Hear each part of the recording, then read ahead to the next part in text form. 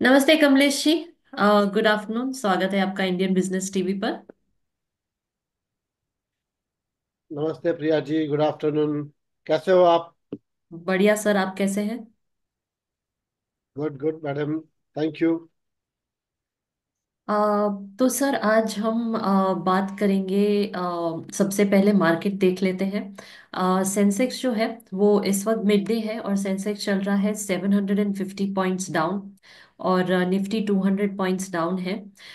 Active stocks for the time being HDFC bank, Reliance, axis bank, Infosys and TCS है। तो sir market के बारे में बताइए कि हम कई दिनों से मार्केट नीचे देख रहे हैं, so what is your observation?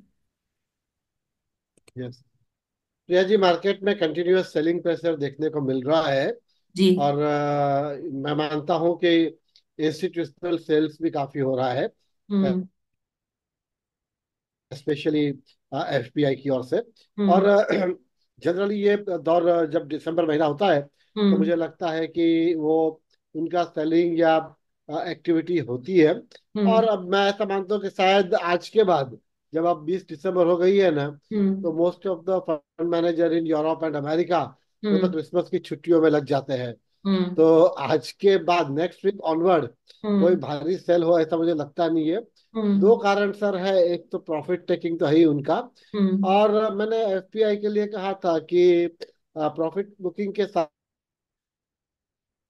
साथ hmm. They always look for the opportunities in the other market. उनकी हम्म। हेज पोजीशंस भी बाकी मार्केटों में होता है, तो हम्म। ये भी एक संभावना हो सकती है कि they see a better opportunity in some other market as well. तो हम्म। ये कारण हो सकता है। और जो पिछले दो तीन डिबेट से हम बात कर रहे हैं ना, हम्म। कि जनवरी महीने में आमतौर पे हर एफपीआई फंड मैनेजर्स अपने कौन सी कंट्री में हम्म। कितना इन्वेस्ट करना है, जिसे हम फंड एलोकेशन कहते हैं, जी। स्पेशली एपीआर रीजन में, तो जी। उसके भी नंबर्स देखने को जानने को मिलता है। तो हम्म। जनवरी में मुझे लगता है थोड़ी क्लैरिटी मिलेगी कि हम्म। एफपीआई किस मात्रा में 2025 में यहाँ इन्वेस्ट करने का दिख रहा है। जी। सर नेक्स्ट वीक हम बात करेंगे 2025 के बारे में, एक प्रेडिक्शन भी लेंगे जी आपसे। लेकिन जी फिलहाल हम सुनते हैं कॉर्पोरेट न्यूज। जी। के लिए 34 ट्रेनर विमानों का ऑर्डर दिया। एयरटेल ने सफाई दी, 2016 स्पेक्ट्रम बकाया का निपटान किया, केंद्र को 3626 करोड़ रुपए का पूर्ण भुगतान किया। यह अपने वित्तीय दायित्वों को पूरा करने में एयरटेल के सक्रिय दृष्टिकोण और इसकी मजबूत वित्तीय स्थिति पर जोर देता है। एशियाई बाजारों में गिरावट, अमेरिकी मुद्रास्फीति के आंकड़ों से पहले शेयरों में गिरावट। ठंडक, मुद्रास्फीति धीमी होने के कारण मेक्सिको ने लगातार चौथी बार दर में कटौती की। जी वनोवा टीएनडी इंडिया लिमिटेड ने बड़ा ऑर्डर हासिल किया, स्टरलाइट ग्रिड से 400 करोड़ रुपए का अनुबंध जीता। हुंडई मोटर इंडिया ने नेतृत्व को मजबूत किया, श्री इंसू किम को 3 साल के लिए एमडी के रूप में पुनः नियुक्त किया। आइस मेक रेफ्रिजरेशन ने क्षितिज का विस्तार किया, नए उत्पाद खंड के वाणिज्यिक फ्रीजर का अनावरण किया। स्टर्लिंग पलावेली की पुनर्कल्पना, स्टर्लिंग हॉलिडे रिजॉर्ट्स ने परिवर्तित रिजॉर्ट का अनावरण किया।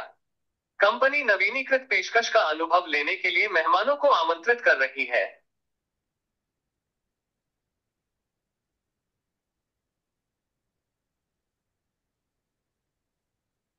तो ये रहे आज के कॉर्पोरेट न्यूज।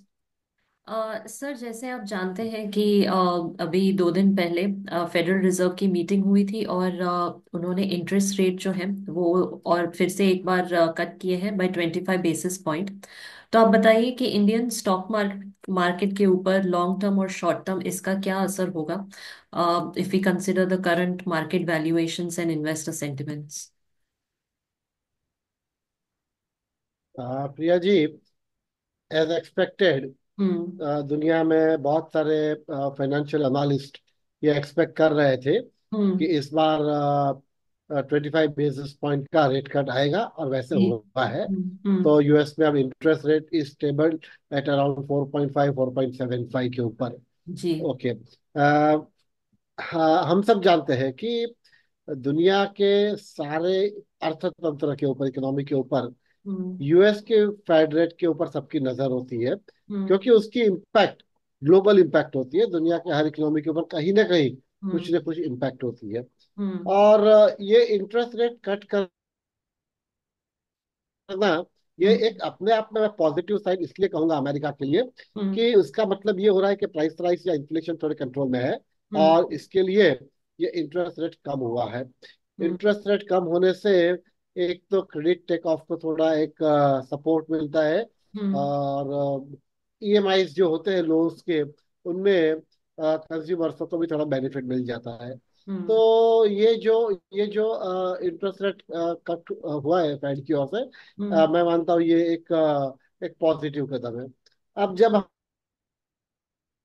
हम इसको अपने देश के भारत के परिप्रेक्ष्य में देखेंगे, तो हम्म। मैं ये कहूंगा कि 0.25 या 25 बेसिस पॉइंट से इंटरेस्ट कम होने से हम्म। अपने अर्थतंत्र पे या अपने मार्केट के ऊपर कोई हम्म। बड़ा फर्क हो, ऐसा मैं नहीं मानता।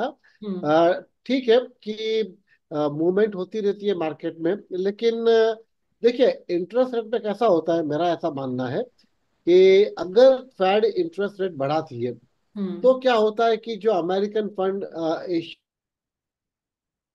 शेयर मार्केट में इंडिया में इन्वेस्ट करते हैं, hmm. They might withdraw some fund from this Asian country, Indian country, और हम्म। वो they put money in American funds, American economy के, अमेरिके मार्केट में, बाजार में पैसा लगाते हैं, क्योंकि वहाँ इंटरेस्ट रेट बढ़े हुए हैं। अब हम्म। जब इंटरेस्ट रेट कम हुए हैं, तो जी।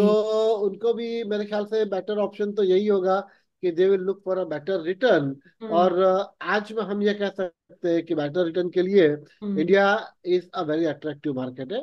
तो मुझे हम्म। ये जो 25 बेसिस पॉइंट से रेट कट हुआ है ना, हम्म। उससे अपने मार्केट पे कोई बड़ी इम्पैक्ट हो ऐसा मैं नहीं मानता। हम्म। सर, इसका इम्पैक्ट जो है इंडियन रुपी पे क्या होगा, and how does it affect India trade balance? Uh, देखिए इंटरेस्ट रेट्स की जो हम बात कर रहे हैं ना, हम्म। उसका अगर हम इंडिया के ट्रेड के साथ सीधा जोड़ने की कोशिश करेंगे, हम्म। तो उससे उससे ज्यादा फर्क नहीं होता है, हम्म। क्योंकि एक है कि यूनाइटेड स्टेट्स का डॉलर हम्म। थोड़ा स्ट्रांग हुआ है। और हम्म।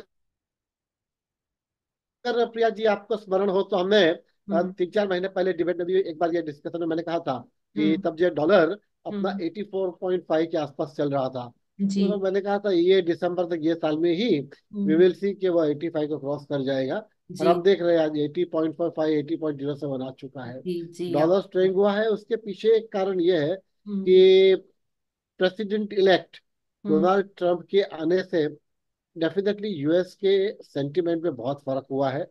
हम्म। उनकी जो इकोनॉमिक पॉलिसीज, आर्थिक हम्म। नीतियां जो होगी ना, वो हम जो कहते हैं हर बार कि वो अमेरिकन हितों को, अमेरिकन इंटरेस्ट को हम्म। टॉप प्रायोरिटी देगी। तो हम्म। उस तरह से देखेंगे, तो ये जो डॉलर स्ट्रांग हो रहा है, उसका एक कारण मैं तो यही मान रहा हूँ कि अमेरिका की अर्थनीति में थोड़े हम्म। बहुत बदलाव आएंगे। हम्म। अमेरिका इकोनॉमी डोमेस्टिकली भी they will perform well, hmm. In global market also. America will have a bigger and larger share in trade also. तो उस हम्म। हिसाब से देखेगा ना, तो डॉलर स्ट्रांग ही रहेगा, ऐसा मेरा मानना है। हम्म। और आने वाले दिनों में एक एक फेड के जो चीफ है उनका मैंने वक्तव्य देखा, हम्म। तो 2025 हम्म। में इट वाज एक्सपेक्टेड कि वो 4 बार रेट कम करेंगे। हम्म। लेकिन अब जो नई कमेंट्री है उसमें ये कहा गया है जी। कि वो 2 बार कम करेंगे। तो हम्म। मतलब जो जो हम एक्सपेक्ट कर रहे थे, हम्म। उसी मात्रा में शायद अगले साल रेट कम ना हो, हम्म। 50% जितने कम हो जाएंगे। हम्म। पर वो भी एक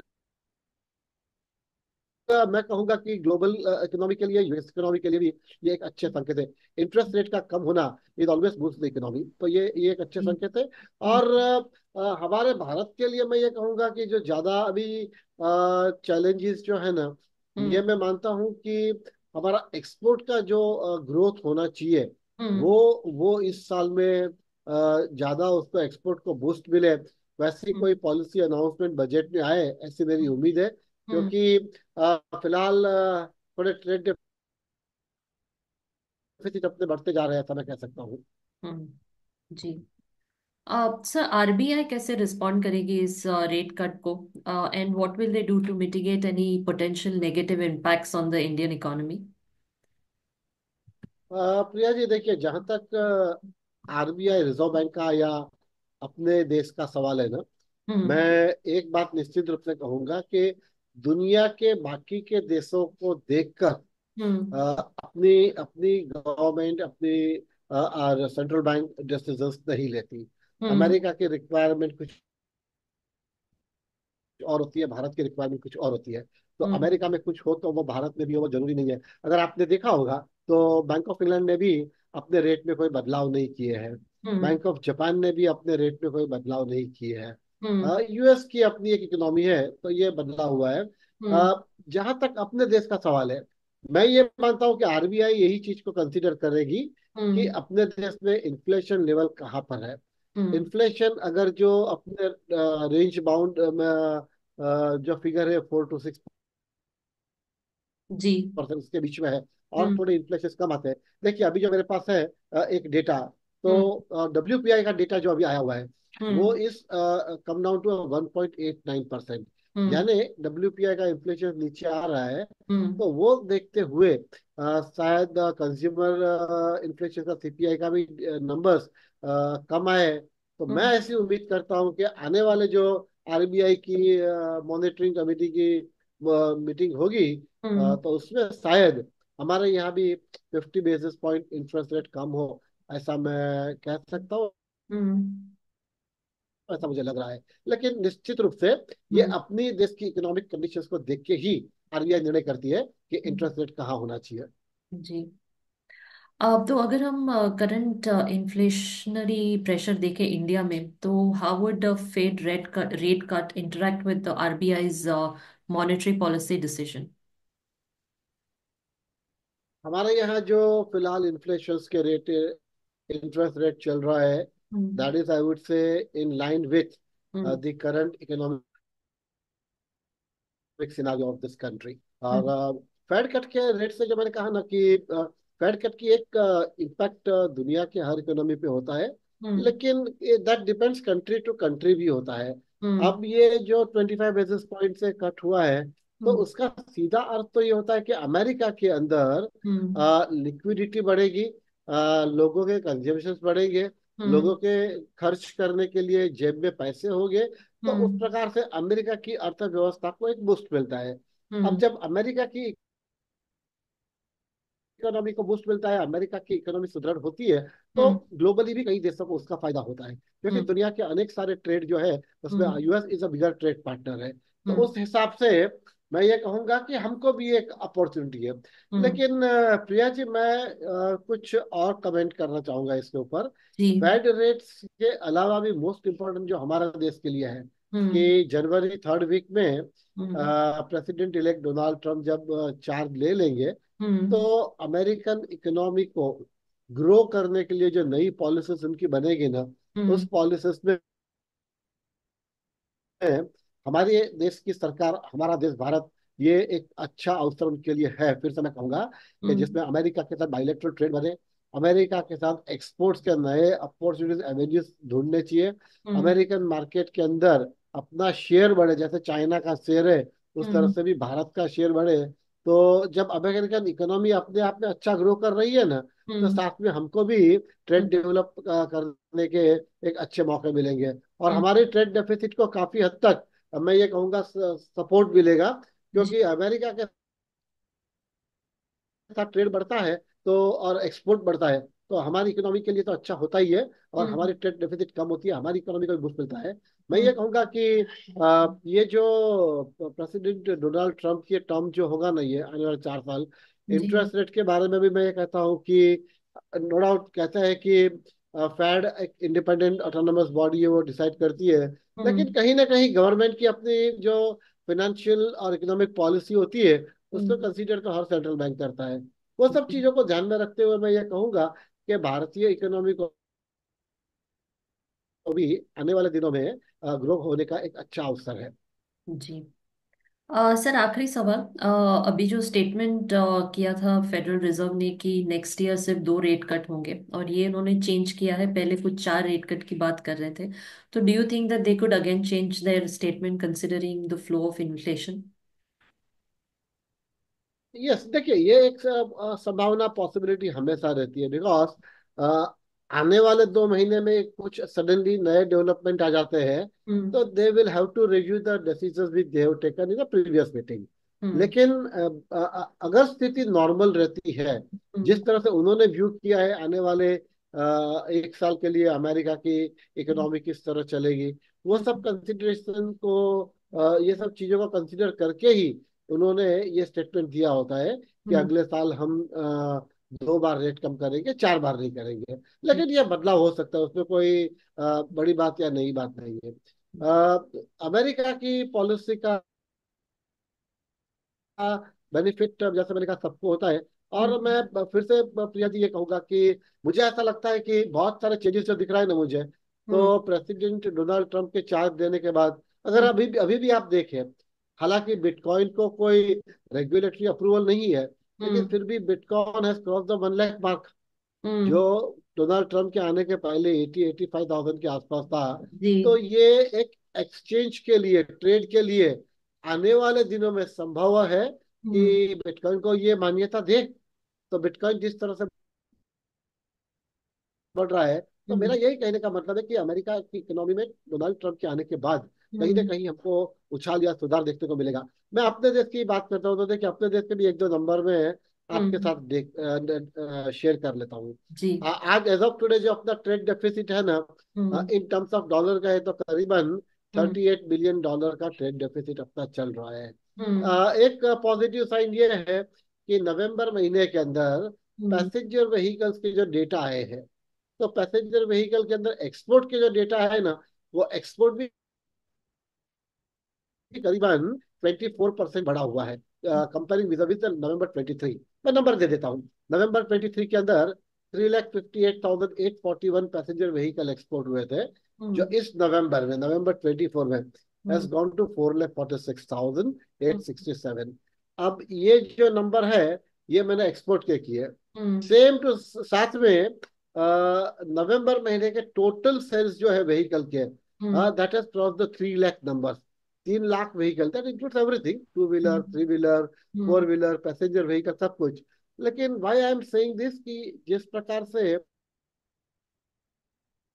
ऑटोमोबाइल सेक्टर के अंदर प्रोडक्शन बढ़ा हुआ है, कंजम्पशन बढ़ा हुआ है, एक्सपोर्ट बढ़ा हुआ है, तो मैं ऐसा मानता हूं कि आने वाले दिनों के अंदर है ना, हमारे गवर्नमेंट की पॉलिसीज कुछ इस तरह से बने, बजट हम्म। में ऐसे कुछ अनाउंसमेंट हो कि जिससे अनेक इंडस्ट्रीज को, मैन्युफैक्चरिंग सेक्टर्स हो, हम्म। टेक्सटाइल इंडस्ट्रीज ले लीजिए, ऐसे हम्म। अनेक सेक्टर्स को है ना, फार्मा ले लीजिए, तो उनको बूस्ट मिल सकता है। हम्म। नवंबर की जब बात कर रहा हूँ, तो मैं नवंबर के एक्सपोर्ट इंपोर्ट का डेटा भी आपके साथ शेयर कर लेता हूँ। जी सर। नवंबर महीने में एक्सपोर्ट 2% से बढ़ा हुआ है, हम्म। हालांकि अपना इंपोर्ट 8.35% से बढ़ा है। तो ये हम्म। जो गैप है ना, वो गैप को नैरो करने के लिए एक ही ऑप्शन हमारे पास रहता है कि hmm. How best we can expand our export business. और करेक्ट। मैं तो उम्मीद कर रहा हूँ प्रिया जी, कि हम्म। ये बजट के अंदर एक्सपोर्टर्स के लिए, अनेक इंडस्ट्रीज के लिए हम्म। बहुत सारे सॉफ्ट और कुछ बेनिफिट्स डिक्लेयर करेगी सरकार। जी। सर अच्छा एनालिसिस किया आपने। अच्छी चर्चा हुई आपके साथ, और अगर आप कुछ बताना चाहें बिफोर वी रैप अप। या एक कमेंट कहूंगा 2024 के लिए। नाउ जी। We are at the end of the 2024। तो ये भी यस। एक नंबर्स मेरे पास आया है कि 2024 में हाईएस्ट रिटर्न अगर हम्म। किसी एसेट क्लास ने दिया है ना, तो हम्म। वो इक्विटी ने दिया है। इक्विटी हैज गिवन समवेयर 21% के आसपास आता है। हम्म। सेकंड नंबर के ऊपर गोल्ड है, हम्म। बहुत पीछे नहीं है, वो भी करीबन 20% के आसपास है। हम्म। और इसके बाद डेट इंस्ट्रूमेंट है। डेट जी। इंस्ट्रूमेंट ने भी 8% तक, यानी एक अच्छा रिटर्न कह सकते हैं। हम्म। तो 2024 में ये कहूंगा कि इंडियन इकोनॉमी के लिए, इंडिया के अनेक प्रोडक्ट्स, जैसे ट्रेडिंग के लिए हम जो यूज करते हैं, तो ऐसे हम्म। एसेट क्लास के अनेक प्रोडक्ट ने अच्छा रिटर्न दिया है। और उम्मीद हम्म। करते हैं कि 2025 में ये सिलसिला बना रहे। जी। जी sir. We hope for the best, और नेक्स्ट वीक यस बात मैम। करेंगे 2025 के बारे में, जरूर एक चर्चा जी, करेंगे। श्योर। तो sir sure. Thank you so much for joining us today. Thank you, thank pleasure. You ma'am, thank you नमस्ते। Very much. नमस्ते सर।